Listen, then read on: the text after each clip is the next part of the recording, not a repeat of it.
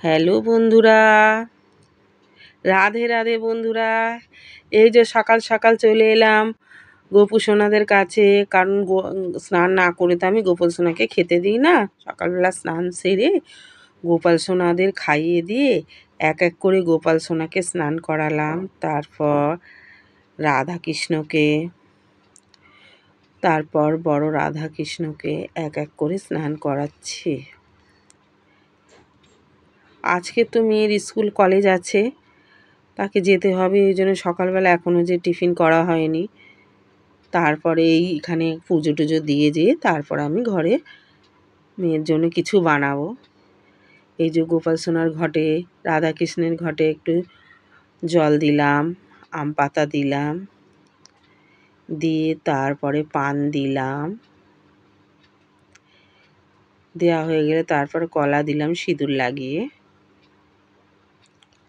তারপর ফুলমালা দিলাম রাধাকৃষ্ণকে, তারপর গোপাল সোনাকে একটা মালা পরালাম, তারপর তুলসী পাতা দিলাম রাধা কৃষ্ণের চরণে, তারপরে দিলাম ঘটে তুলসী পাতা ছাড়া তো ওনারা কিছু নেয় না, আসল হলো ওনাদের তুলসী পাতা, সেই জন্য গোপাল সোনাকেও দিলাম।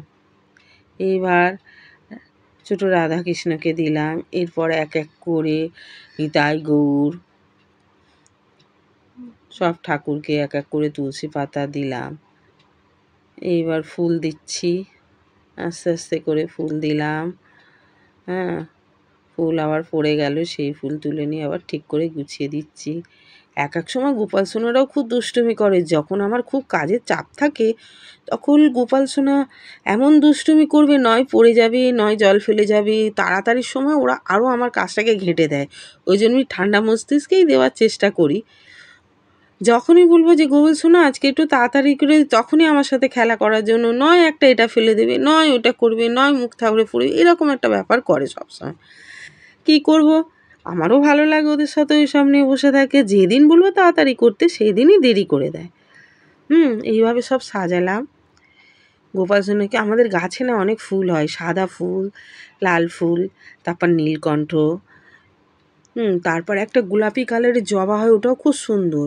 মাঝে মাঝে একটু দুব্বা ঘাসও রেখে দিয়েছি, ওইখানে বসিয়েছি সেই দুব্বা ঘাস, গোমাতাকেও খেতে দিই, কারণ দুব্বা ঘাসটা উনি ভালোবাসে, তো সেই জন্য জল দিয়ে দুব্বা ঘাসের মধ্যে জল দিয়ে ওনার কাছে দিই।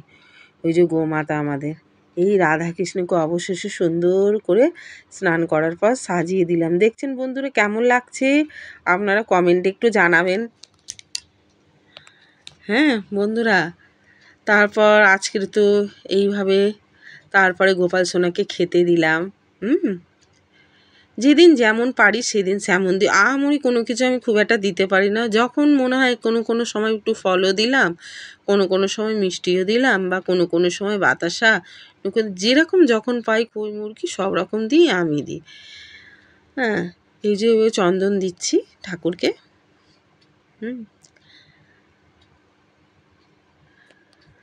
হ্যালো বন্ধুরা, এই যে অবশেষে